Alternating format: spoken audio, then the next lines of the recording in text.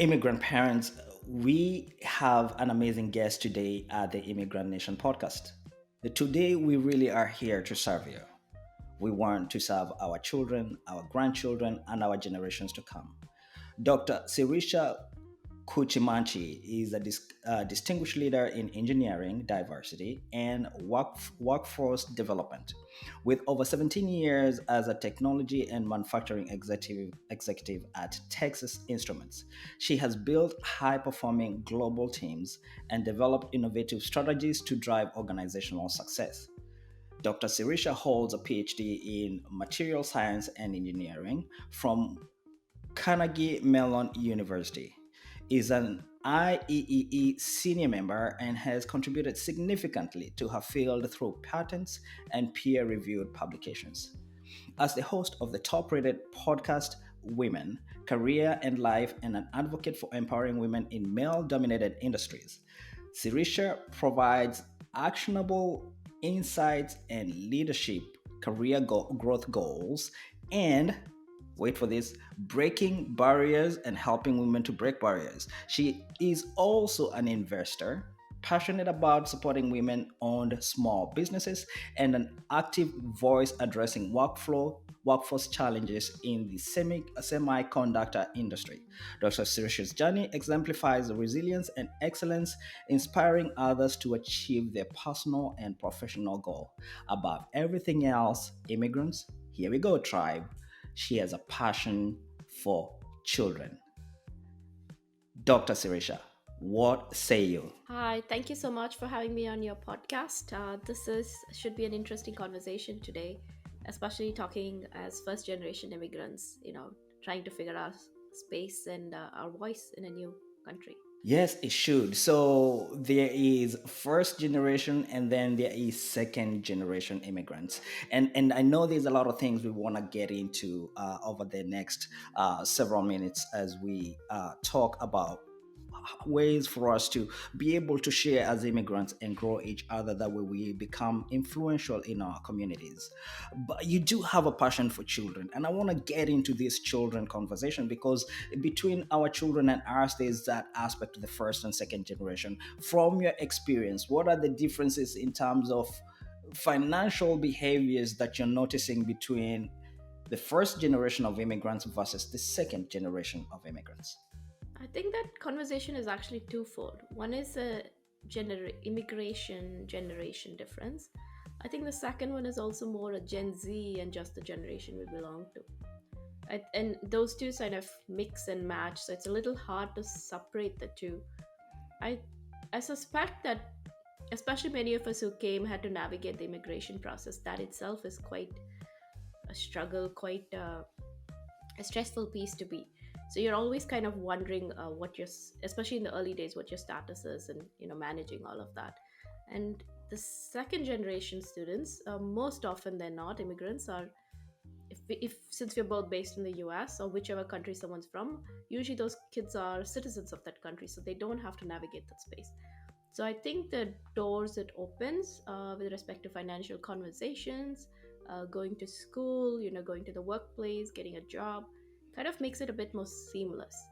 I mean, there are still hardships in landing a job, don't get me wrong, but I think there are some stressors that are definitely removed that you see with first generation students.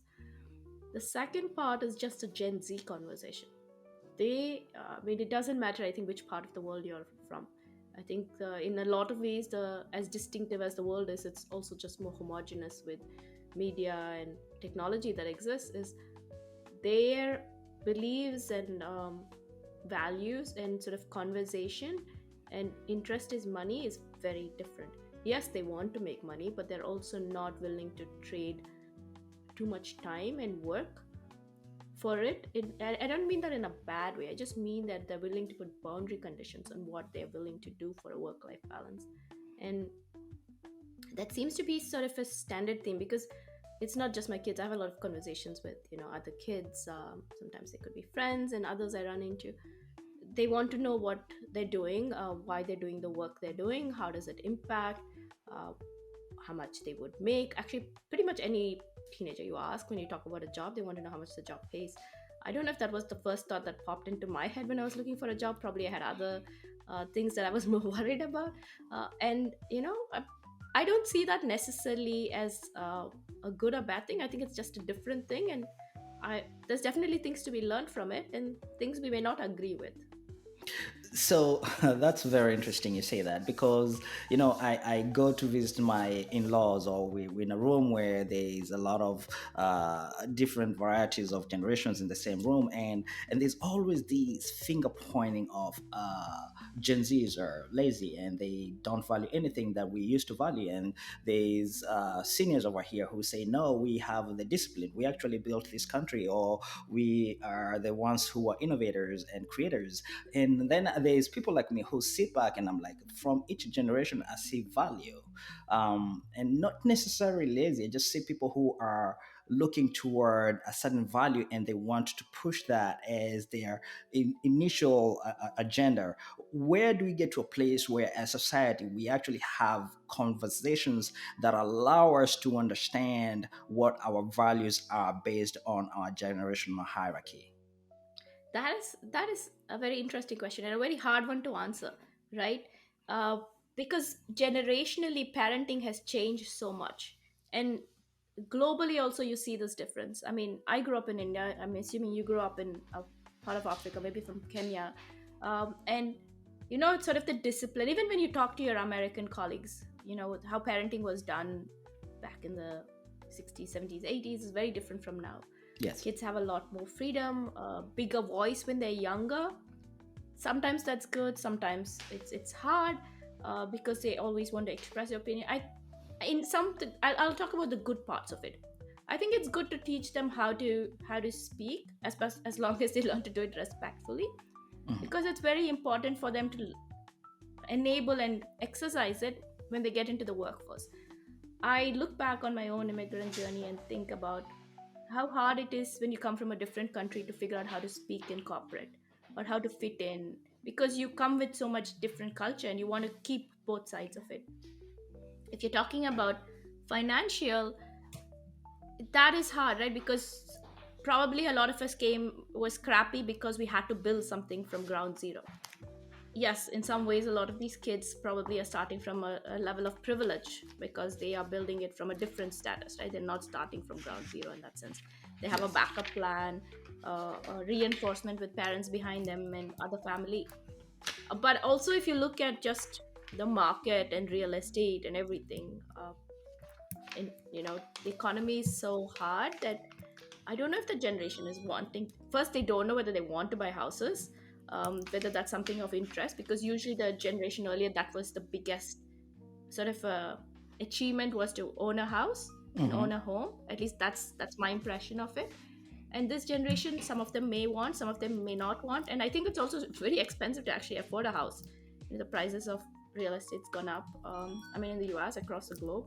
So entering those first few markers, unless salaries and things keep up, can probably be quite challenging. So it is a hard conversation. I think that conversation a generation up is oftentimes, I think it's about prescribing what we want to tell them and what we expect them to follow those rules and orders, but they may not be willing to do that. And it's very hard to sometimes create that safe space for them to still express and for us to feel respected when we're having that conversation with them.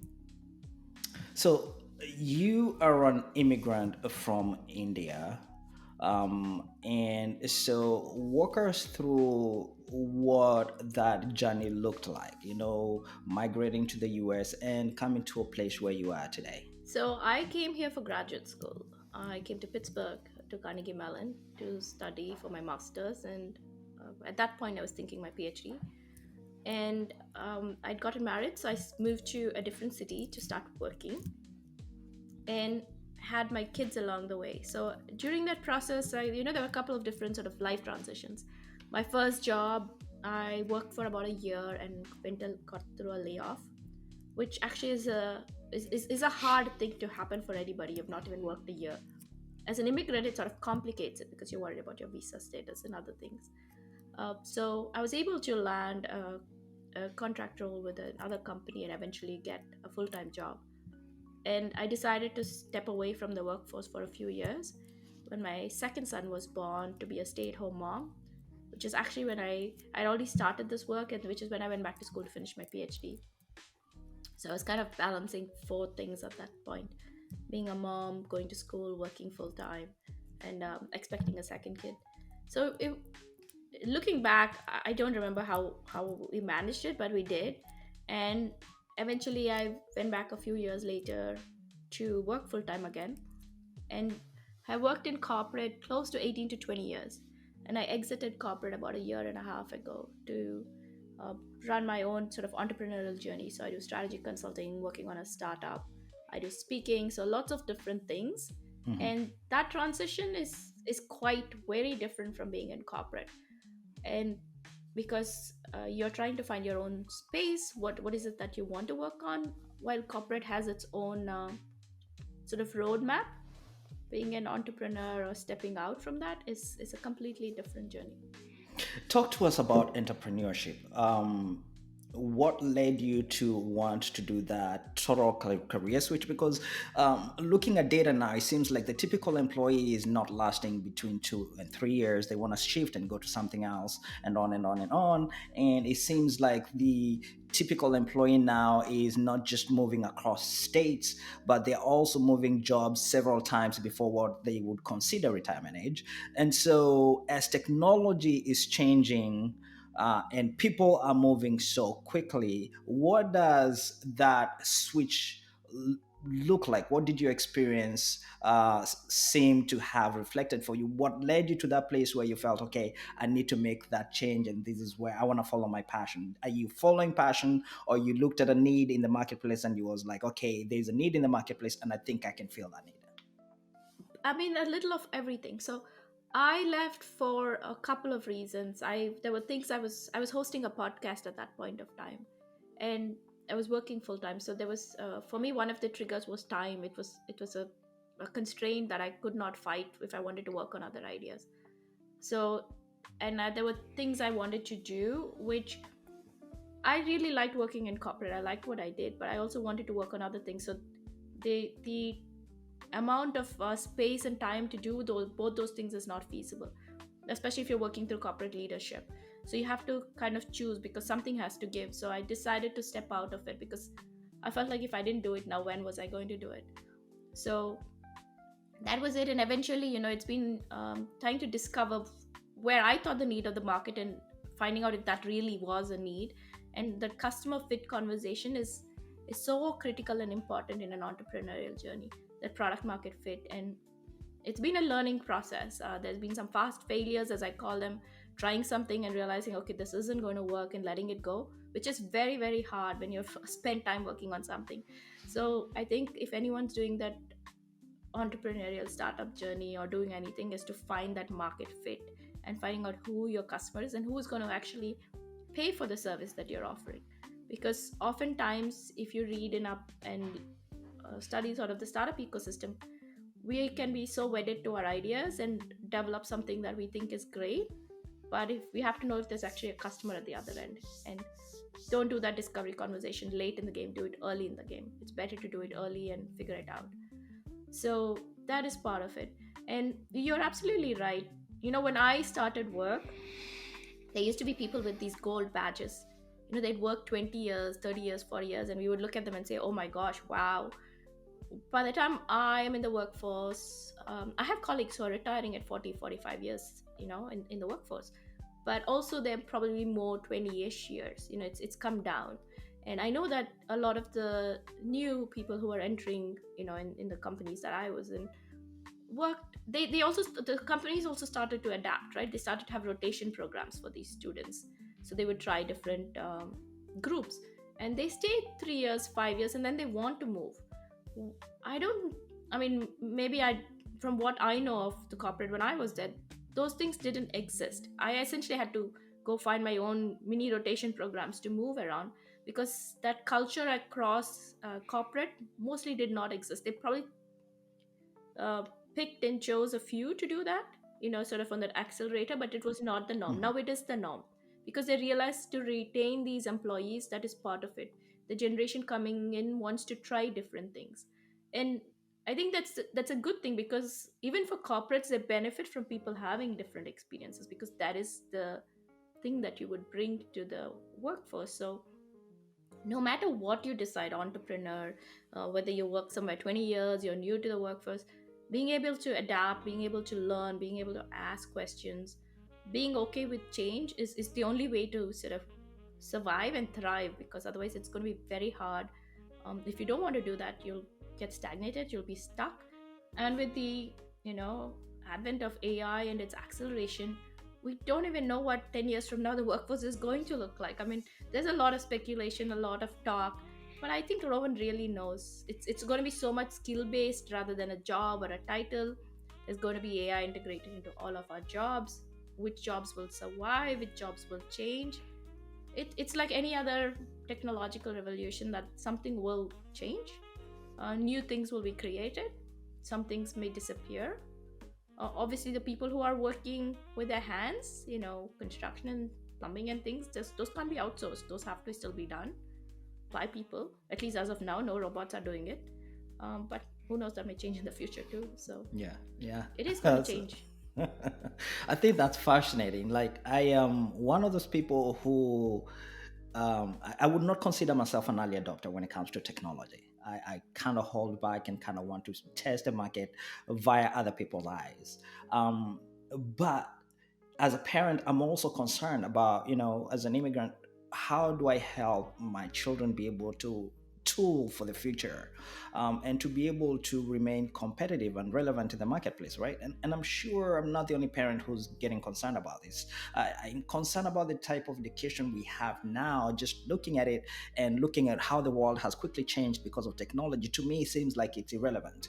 And so, speaking as a parent and speaking as a tech expert, um, how do immigrant parents start helping their children look beyond the environment of the current school curricula so that they can stop tooling or retooling so that they can remain relevant in the marketplace and allow themselves more freedom while contributing and becoming impactful members of their communities?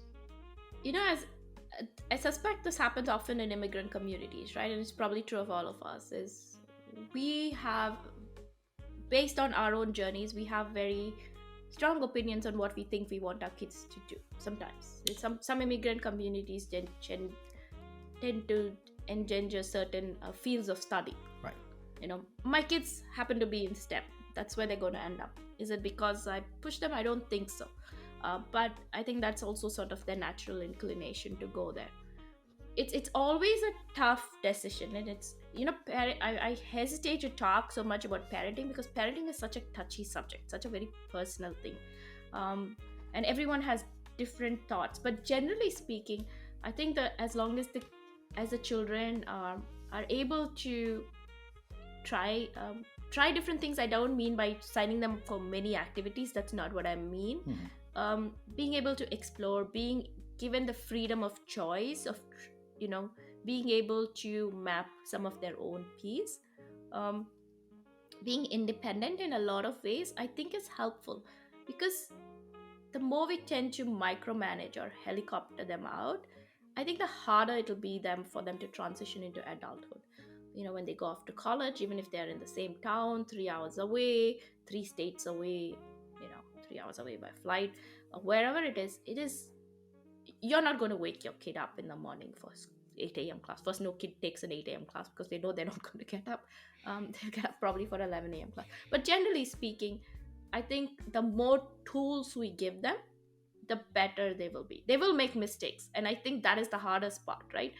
We feel like we should not let, not that we don't want them to make mistakes. We feel like they should not, but maybe how to protect them from it. But when we look back, I don't think our parents worried that much about it. But we are so invested in some ways as parents. And I think it's a generational thing. And I don't know if it's necessarily so much an immigrant thing. I think I see this across my friends in India whose kids are growing up in India, you know, who are not immigrants. I mean, that's where they live. I think we are so invested in the kids, because I, you know, when I grew up, and maybe that's true of you, is, you know, kids would go out, play, come back when the sun set, and, you know, Yeah. That's kind of how life was, right? It was But very flexible and my fluid. mom never looked for me. Now it's like so structured. Yeah. Yeah, my mom didn't know. Like, was she knew I would show up at dinner time. Yeah. No phones to call. Right. I remember being out at like 9 a.m. talking to a friend, 9 p.m. and a friend in a. It was dark out, and I came home. I don't remember if they were worried. They probably were, but there was no phones to reach us. Now there's Life 360 and everything, and you can monitor everything. Yeah. And some things, yes, you want to, I mean, you want to set some boundary conditions. Hopefully we all hope, right? Eventually an adult is an adult, your child is an adult at some point. You cannot, we are probably very different from how our parents saw us as kids and how they thought of us as adults. Yeah. But they're going to chart their own space, they're going to figure it out themselves, and the transition is to be there for them and help them in any way. um, but let them make some mistakes. School will be tough, they'll have a lot of classes. I think it's not to stress them out. In a way, maybe tell them to get some experience, internships if they can, make friends, enjoy the whole experience, because life is short at the same time as it's very long. And I always, my kids are in this high school college transition, so I've kind of walking through that journey myself. And I also look back and think we're also focused on our kids getting to the right colleges, and that's perfectly fine. But I also think when I look back and I'm like, that's really only 4 years of your life oftentimes, and then there's like the next 40 years of it. Like, that is a big part of it that we should be thinking about, not just the four that we're all like put as the benchmark and stop, but what do they do in the next 40 years? And our hope and wish is that we have given them some values and some basic traits that we hope they carry on into the future, and what we feel is important. And they're going to do things that will be very different from that. Yes. So I feel like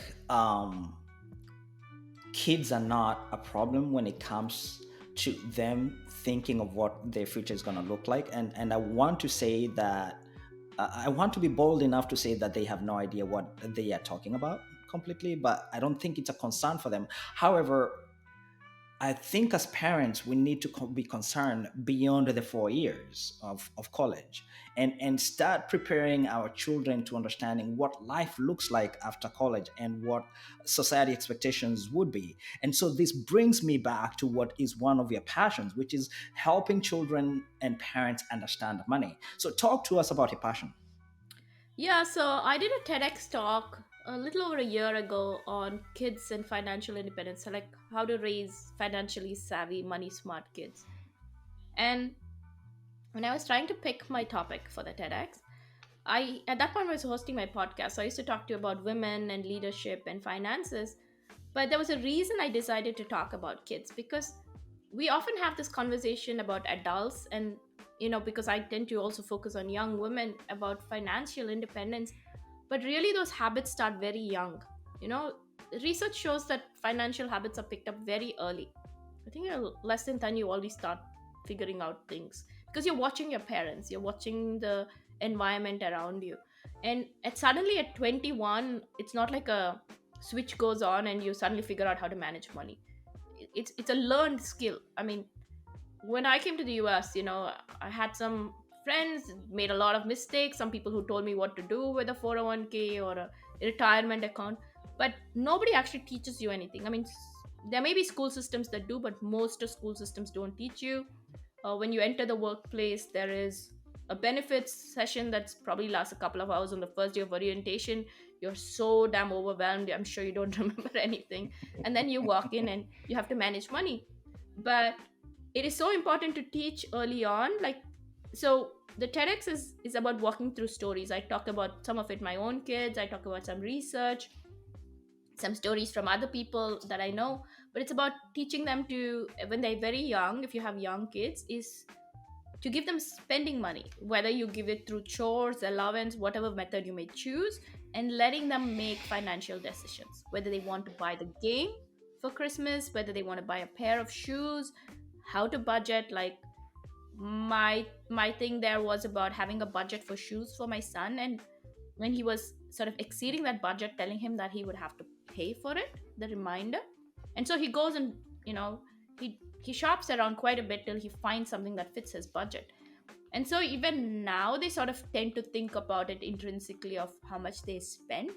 And the thing is, you want to teach financial habits early because I feel the consequences of making a mistake are much smaller now than they're later.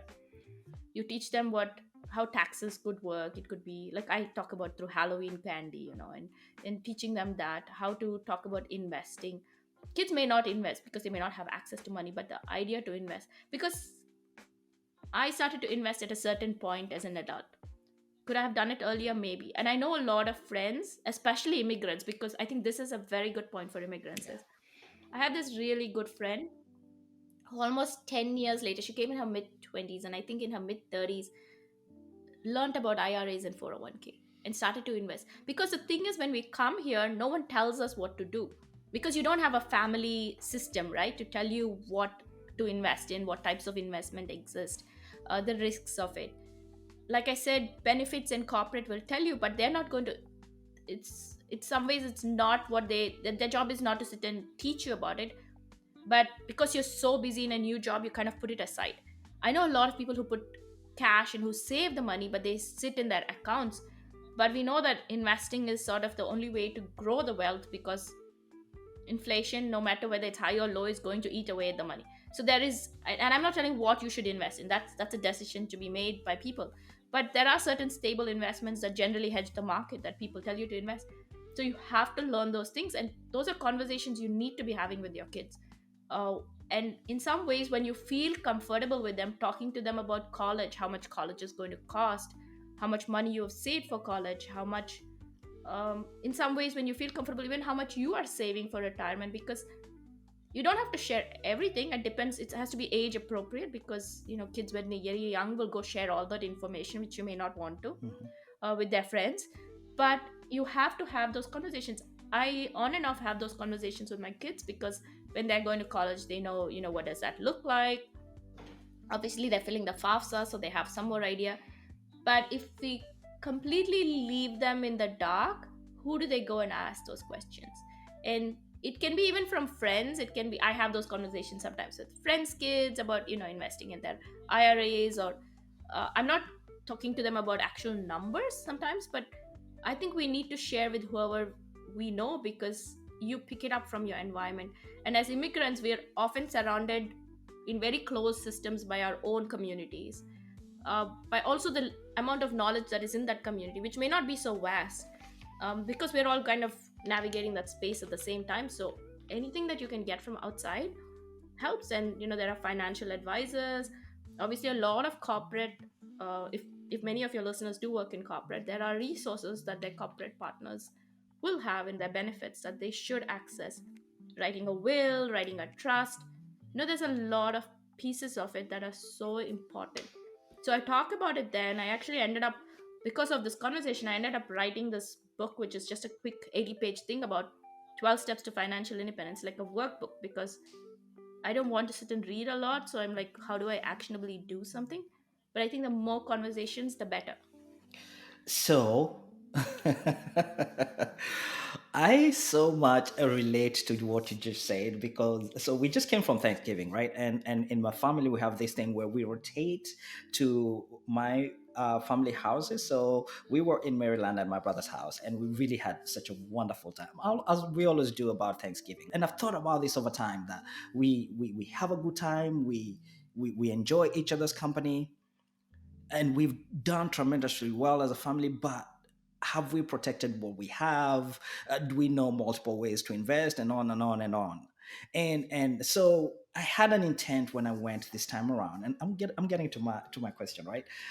My intent was, I wanted to talk about, one, the beauty of a trust, and two, diversifying our portfolios. And what was strange was, as we sat there with my family members and I started bringing this conversation, I realized that they were resistant to the conversation. I say I backed off from having that conversation. However relevant and important I thought the information I had they needed. And so, in situations where immigrant families have want to have a conversation that has to do with money, and especially with our children, How do we create an environment where we can have that conversation without pissing off everybody, for lack of a better word, or without making others feel like this is not important? Yet we realize the principal reason as to why we all migrate, although we have multiple reasons as to why we migrate, is money. So how do we have that money conversation between us? Yeah, it's very tough. It just I'll just pick two themes. One is will and trust, right? Mhm. I ended up, I think it was through the company that I worked at, and found out about it, and did it early on when my oldest was born, and gone through revisions of it.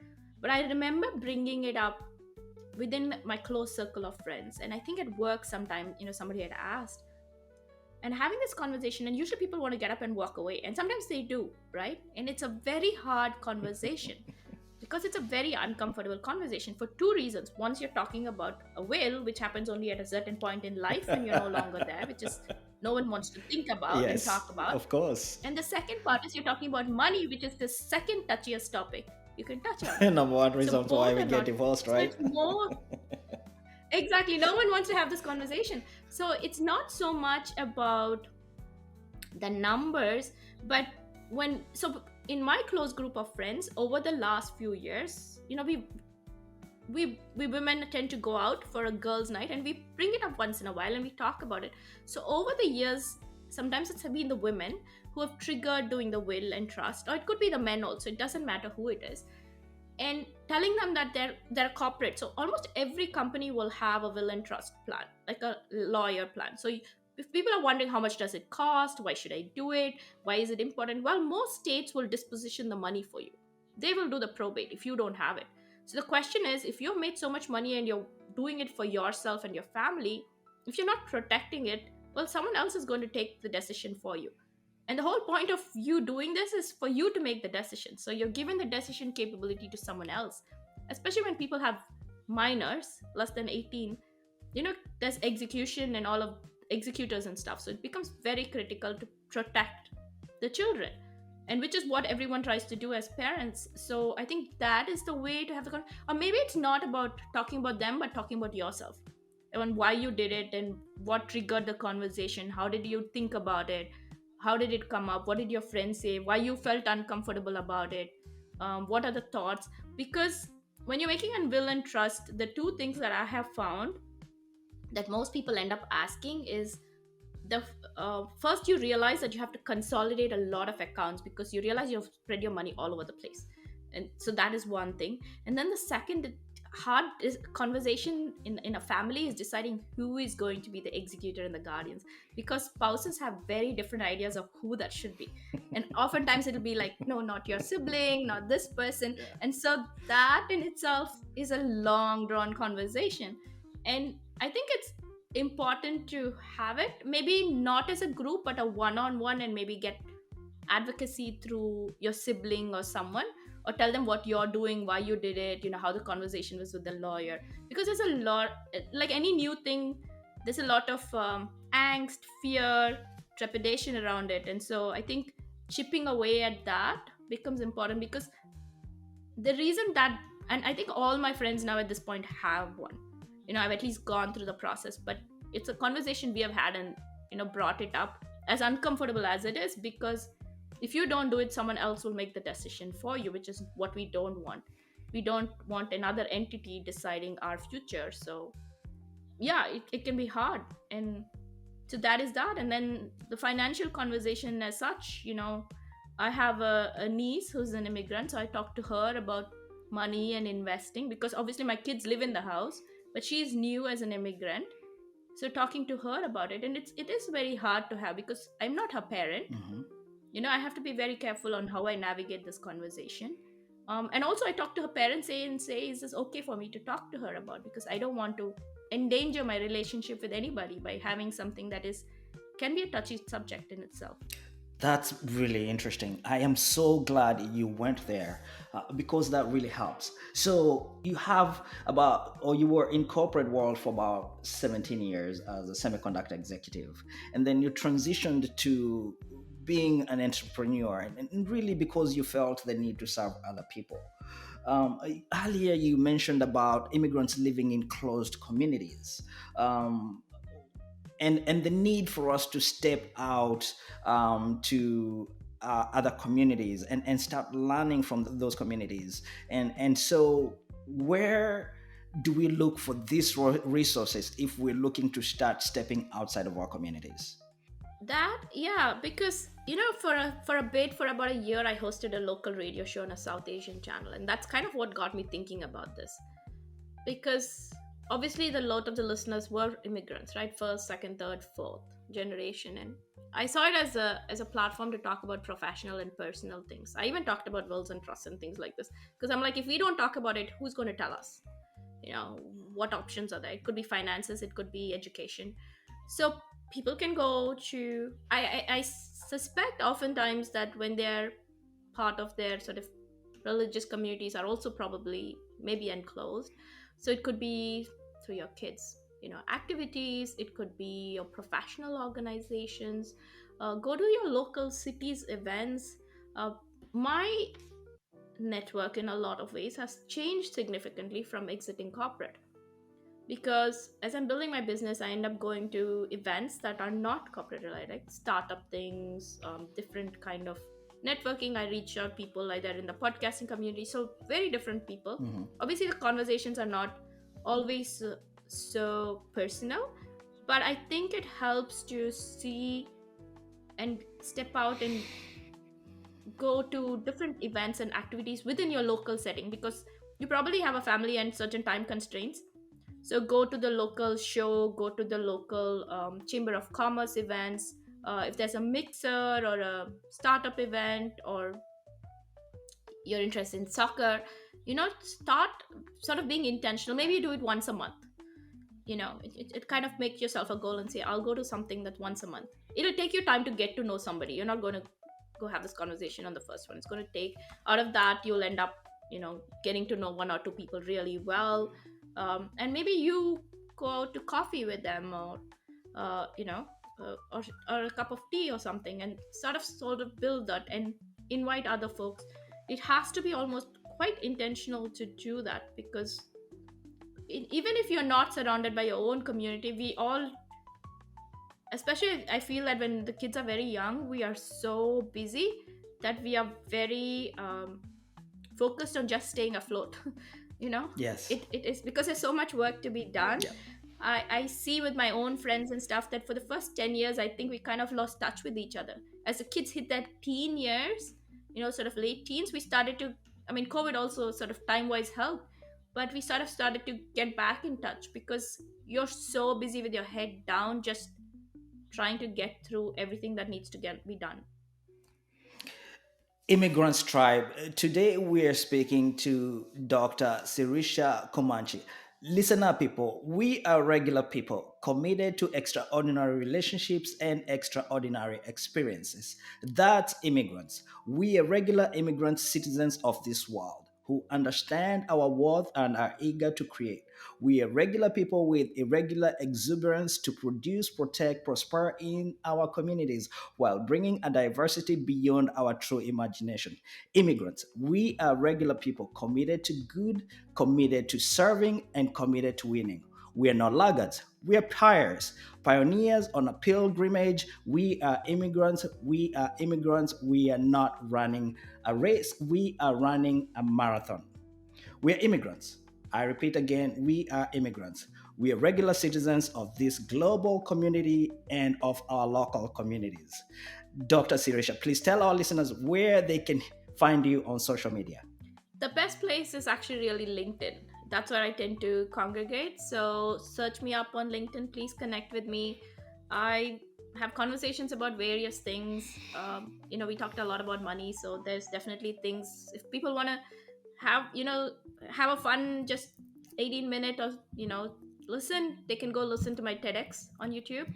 I think it's a way. The way I had the conversation on the TEDx was very intentional about where parents or grandparents and uncles can watch it with the kids or talk about it to the kids. It's all about stories You and kind of walking through the experience. Your TEDx talk was amazing, amazing, amazing. So I would encourage all our listeners to jump into it. Now, you've experienced two career breaks, including one as a stay at home mom. What strategies helped you to re enter the workforce and thrive at the executive level? Yes, so when I went back to corporate from that, I actually was lucky enough to get a call back from my employer. So when I look back now, I realize a couple of things happen. It's however you do your job, right? I mean, no matter what we're talking about, whether your personal life or professional, we're going to give it our best, and that really helps set the path forward because people remember you even if you. I got a call 3 years later from the boss I'd worked with, and then it's about the network you build. You have to tell people you're looking for a job as much as you can tell them what type of job you're looking for. There are a lot of resources available. Power to Fly, I relaunch. I would suggest actually people go look up my podcast because there's a list of resources for returning to work. Mhm. There are companies that do returnships and support because there are avenues, but you have to lean into your networks. It could be your friends, it could be your church, it could be the soccer team, it could be your classmates from school. Obviously, you have to be careful that it's not a transactional relationship, that you actually have a relationship before you ask someone for something. So it's a very um, fine way to navigate that. But tell people what you want to do, what you're looking for, and you may change your mind about what you want to do when you take a break and come back, because I went back to the same job, but eventually ended up moving a lot. And I feel like that break helped me kind of reset what I wanted to do. So returning to work is interesting, and I say that because as a leader takes us instruments, how did you foster inclusivity and diversity within global teams across continents? Yeah, because everyone comes to work to contribute. I mean, we all want to do well, feel needed, feel heard, have an impact. So in a lot of ways it's the same similar things we talked about. People, how do you give them a space to um, feel empowered in conversations, in making decisions. You, because oftentimes as leaders, the leaders might make the decision, and I definitely that is a critical part of it, but also letting your teams know why you're working on something. I know we get priorities and vision statements from obviously from top down, but really having that conversation. I often did this. So I would have close to the end of the year, I would ask my team for inputs on what they thought we should work on. So there were no holds barred. I would ask each individual to send only me the notes, not to the group, because I didn't want group think. And they could talk about anything in the company. It didn't have to be, but obviously it was very often tied to what our jobs were. And then we would review it as a team and pick what we thought were the right projects that would have the impact. Because then a lot of people feel heard. It doesn't matter whether you're a operator, a technician, or an engineer. And it often also brought collaboration together because someone in the team, because I worked in quality, so functions can be quite unique in the group. They're not all doing similar stuff. Would enable people to cross collaborate, and then they would think of some other partner in the organization to partner with, and giving people visibility. If you're managing people, letting them present in front of leadership, giving them avenues to present, giving them opportunities to craft plans, execute on them. I think that becomes very critical because they are growing. It's a learning process. We make mistakes as leaders, they will learn, make mistakes, but it's about having a feedback loop very immediately, because I think that helps people grow. And your job as a leader is not only about your growth, but really about growing your team, because they have to get promoted. You have to have fellowship, and it's about that, because that in some ways is the critical part of your job, and in some ways is also your legacy, because those people are going to do amazing things as you move on. So giving people that opportunity to grow and not micromanage is so important. So you worked on a diverse portfolio, and your global team is so diverse. And in today's world, we are talking so much about diversity, equity, and inclusion. And I think in some spheres, we're pushing that idea in the wrong direction. Yet in other spheres, we're getting a lot of pushback. Do you think there is room or space across the globe for corporate organizations to consider diversity, equity, and inclusion? Yes, and I know there is different conversations across states, countries, and in some ways, the branding of it has gotten sort of, you know, um, I don't know how to It's say it, become but there's a it's perception become around it. negative. Yes. Yes, very much so. I would reframe diversity, equity, and inclusion a little bit differently in the sense that think about it as innovation, think about it as opportunities for growth, think about it for spaces for ideas, think about it as because let's be frank, governments, corporates, no matter who is working towards a revenue goal about growing a portfolio of products and all of that. The diversity is not just because of someone's gender, race, ethnicity, or stuff, but it's basically the innovation they bring to the table, the lived experiences. So here are some examples I've heard over time, right? Mhm. Uh, and they talk about airlines. If you think about the cabins, they're so high, most people can't reach it.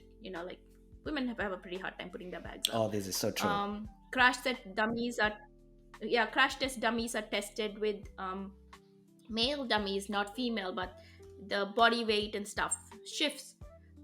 So the reason innovation becomes important in all of these spaces is how do you look at the whole population to be impacted by this innovation to drive benefits for global, because no matter what product you're building, there has to be value for it. So how do you look at that? So people's different perspectives are very important because their lived experiences are so different. I think I remember hearing about, might have been about Alexa, so don't quote me on the story, but I think when they initially developed it, it was developed with a certain set of engineers, and when they put it out, I think it took time for it to understand different voices, accents, tones. I think maybe even women, because they're designed a certain way. So the reason innovation becomes important is if you have different voices, then people are saying, "Hey, maybe this is what we should think about. This is what we should not do. Here are the potential risks. Are we thinking about these customers, these portfolios, this kind of product? What are the pitfalls?" Uh, I think someone said it well, when you're doing a build of anything as a company, you're looking at what will make me successful, but the thing is, how are you going to last in a year? That is really the question you want to answer, right? How is this product going to be successful in a year, and what is our customer doing to take us out of business, no matter what you're building? And it's not a negative thing, because then I think it helps you de-risk your own solution, because once you start thinking about someone risking it for you, you're going to start thinking about not the sort of positive lens that we tend to enter Mm. a workspace all the time. Mhm. And I'm not saying it's a negative thing, but being much more objective about what needs to be done. Because even going back to when you were talking about the teams, I worked in a manufacturing facility, and we had lots of people with different backgrounds. And one of the things I realized is oftentimes when we are working in a group, we are looking at what their designation is today.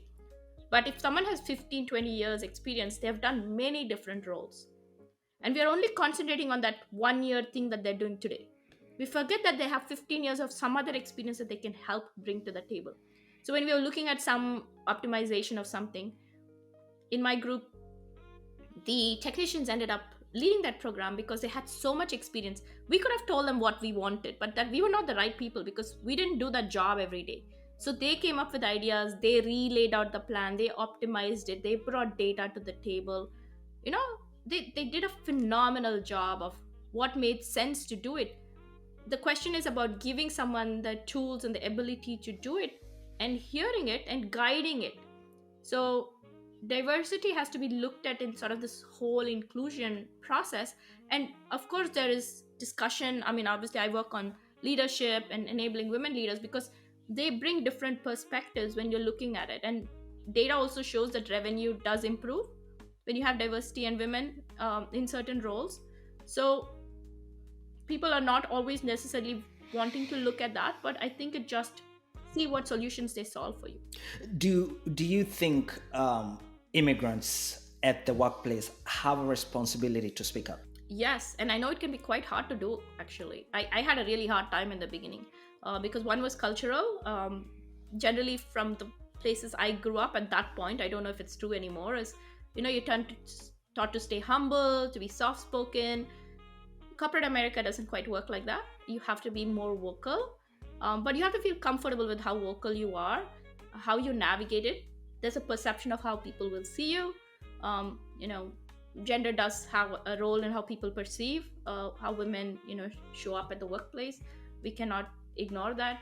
So there is, and it is going to be a hard thing. There is no easy way to do this. There'll be things that will go well for you. There will things that will not go, but in the end, when you look back 10, 15 years from now, 20 years from now, if you have the wherewithal for it, would you have rather taken the risk or not taken the risk? And it's each personal decision. Some people just don't like it. They're happy with what they are, and that's fine. But if you're the one who's going to question yourself, then I'd say do it. Because in the end, what I realized when I went back from being a stay-at-home mom was my risk tolerance had changed over time. I felt like, okay, I've already exited corporate twice. I'm going to kind of, in the beginning it took me a while, but then I started to ask kind of, hey, I want to do this, or have these conversations with upper management. It was a learning process for me because I would learn so much from them. And if you don't ask, people don't know you want something. So you have to ask. No one is going to read your mind. No one is going to guess what you want. You have to be very clear and very vocal. And trust me, you have a conversation with a lot of senior leaders. They've had the same challenges, whether they're from here or somewhere else. They have had the same problem where they haven't asked for something, got skipped the first time, and they assumed their upper management knew what they wanted and realized the upper management doesn't know because they have so much on their plate. So you have to ask. You may not get it, but at least ask for it. So you've done what you can. So, immigrant women specifically, and more so also our children, the second generation, um, do immigrant women face issues when it comes to advancing their careers, especially in your field, in the STEM fields? And how can they navigate these obstacles? I mean, there's definitely a disproportionate number of women in STEM fields, right? And I think statistics show women of color, and which oftentimes can be immigrant women. It's quite different. There's different statistics for different demographics of it, all of this. And I think we also come from very different environments depending on within your own circles where people are in different parts of the journey.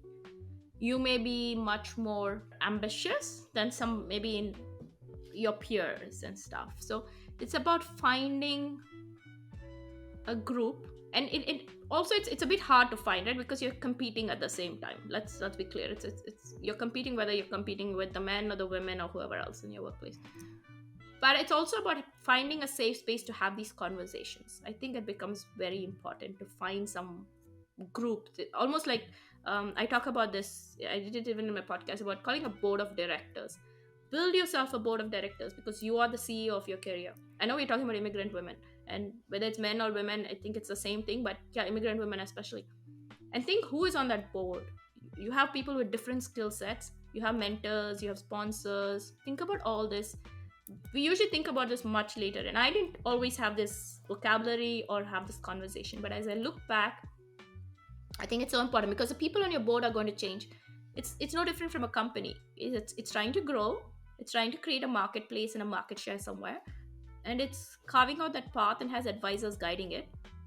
And maybe that advisor over 3 years or a year or something may not be the same advisor you will need for the next part of your journey. So that's fine.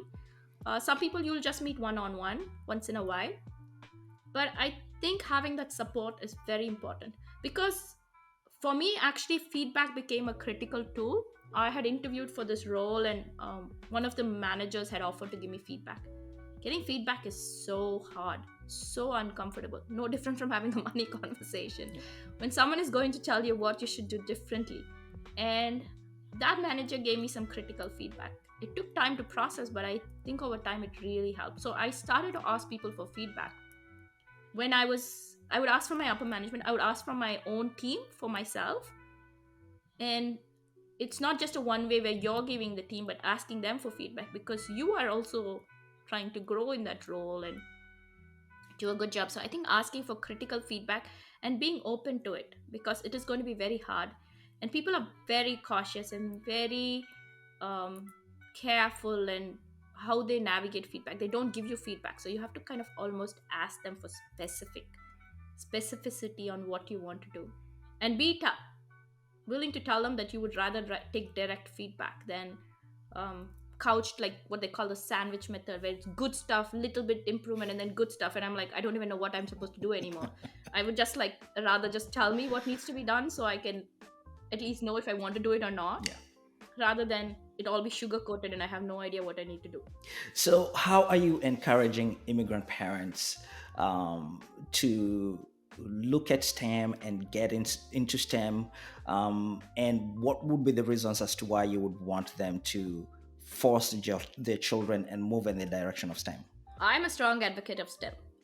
So the reason is, if the student, the child, the parent has a strong inclination for something else and is in love with something else, arts, sports, that's fine. I'm not saying you should do STEM. But for those who, oftentimes STEM, the reason people step away from it is peer pressure. They hear something, they feel it's tough, they feel they're not good enough, they think they can't do it.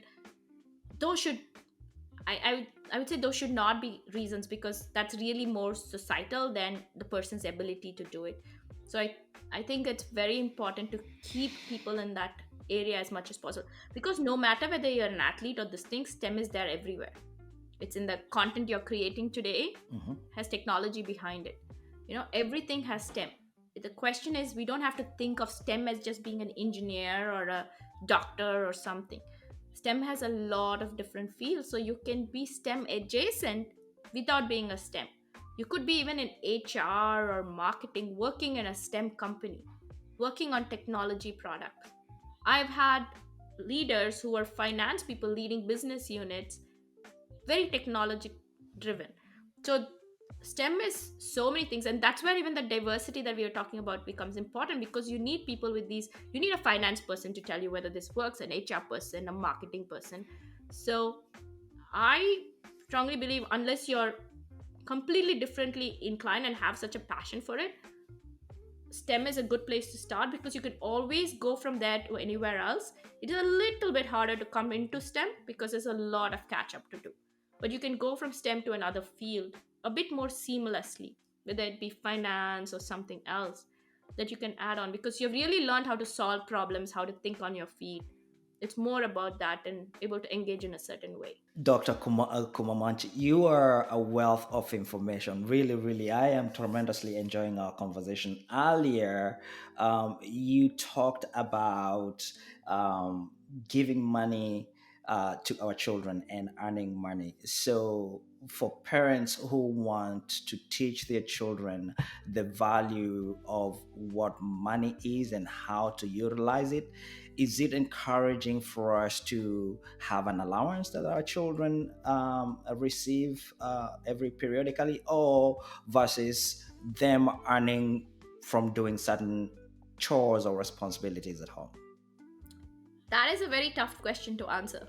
There are two schools of thought. So it completely is dependent on the parent. There are people who say you don't pay for chores because you live in the house, and there's some who say you give them an allowance to teach them money.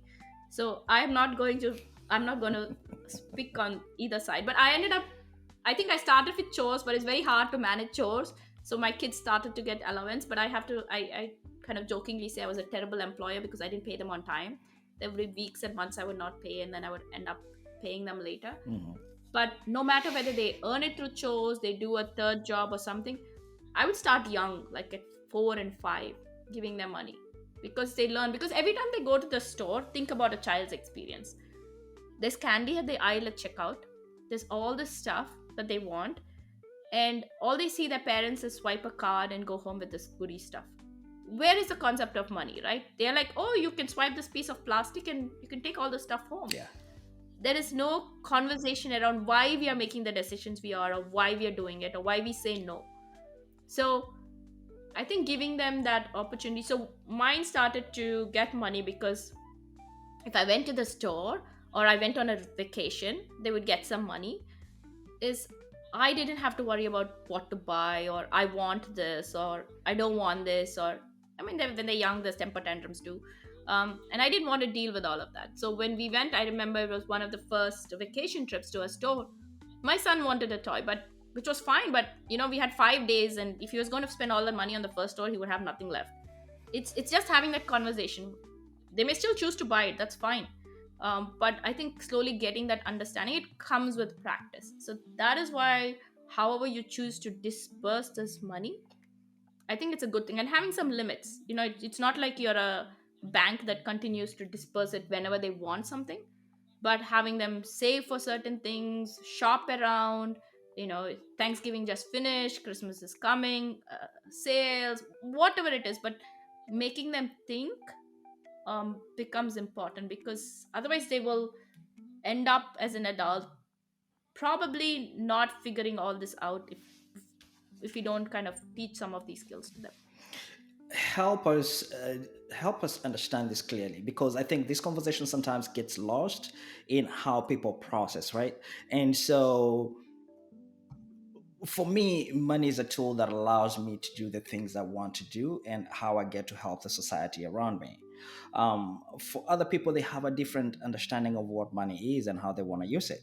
um, when it comes to our children, and specifically younger children, teens, for example, when we start having the conversations of money, um, what is important? Do we teach them the value of spending less and saving more, and for what reason? Or do we just teach the idea of what money is and how you can use it? There's people who are very reluctant to talk about the idea of saving money because it's conservative, and for them it feels like it restricts the idea of creativity and thinking. And then there's others who think no, we want to be able to save as much as possible. But then you have someone who may ask, for what reason? Hmm. Yeah, I mean, you don't have a choice. You have to save money at some point, because you cannot build the life you want, uh, because a faucet is not always open, right? You Yes. may encounter a layoff, you could encounter, life happens, so you're going to have some money to invest.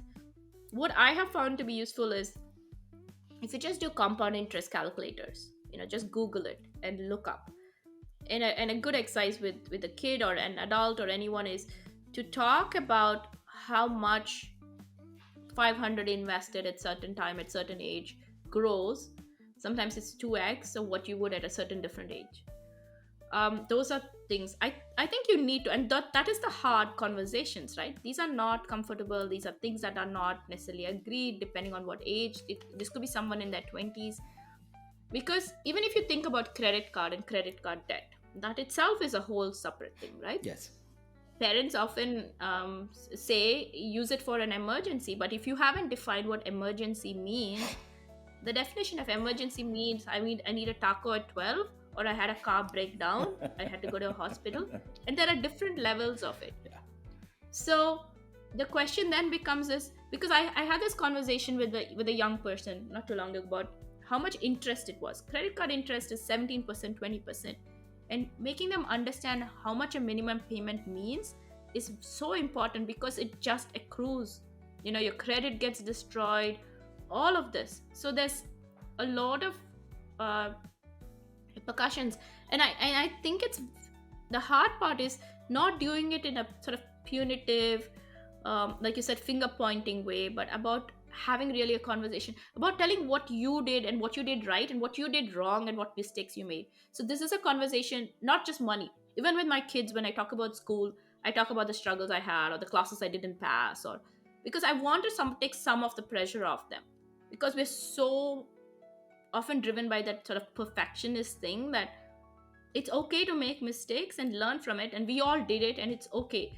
The point is, I want to give you space to learn, but I want to also tell you some things. You may choose to take it or ignore it, probably, but I think we need to have those conversations. And oftentimes, it could be a dining table. I find that when you're going for a walk, when you have someone in a car, maybe through a storytelling or a news, something you heard on the news, something that doesn't make it where the person has to feel defensive, and not targeted towards them, I think really helps.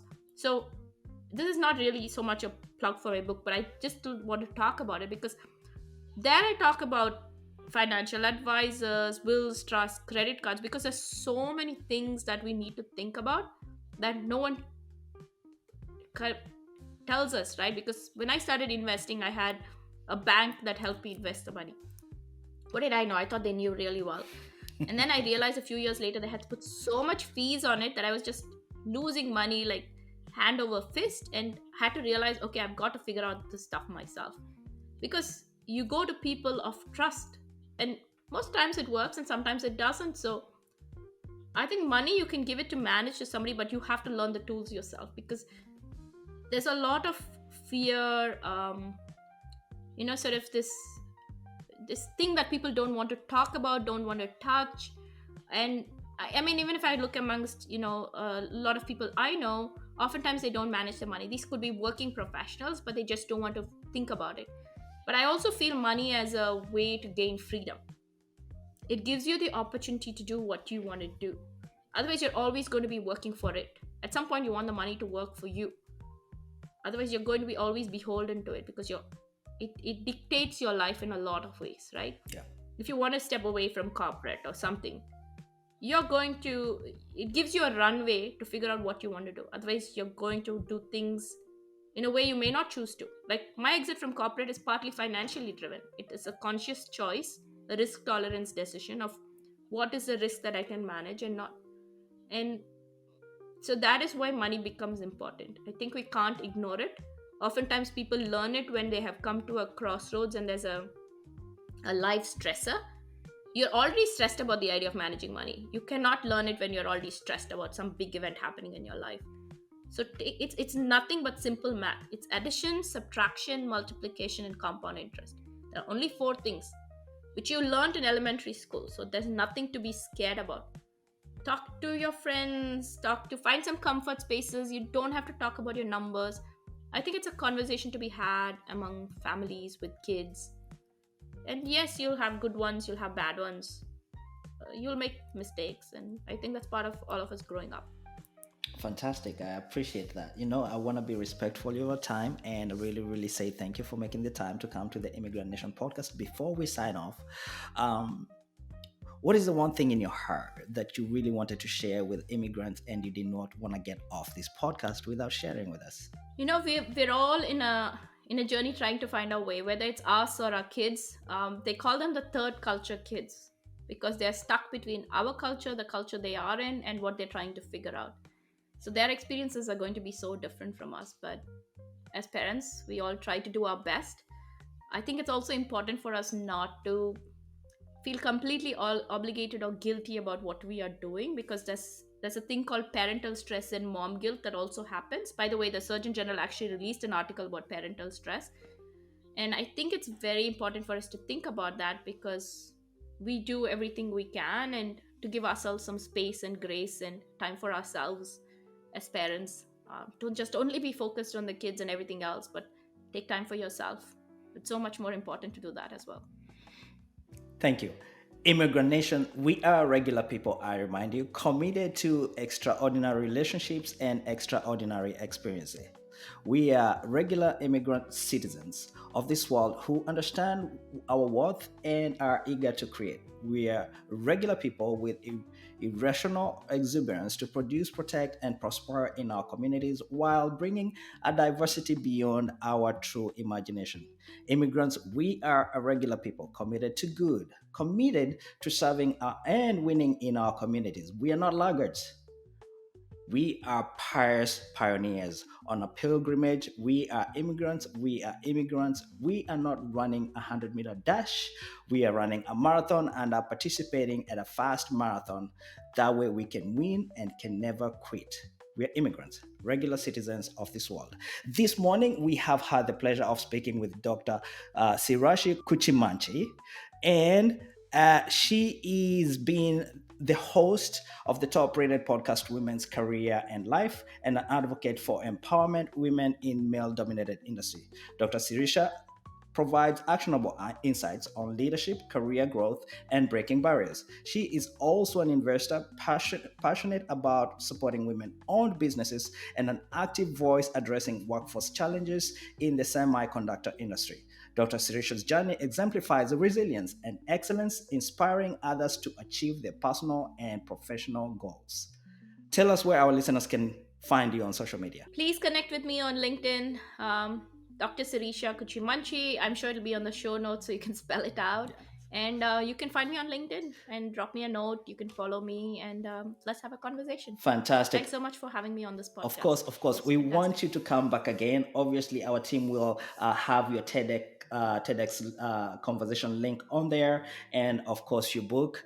Again, we are so grateful. We wish you the very best. Thank you so very much for coming to the Immigrant Nation. Thank you, Martin. Take care. Bye. Talk to you soon. Thank you. Bye bye.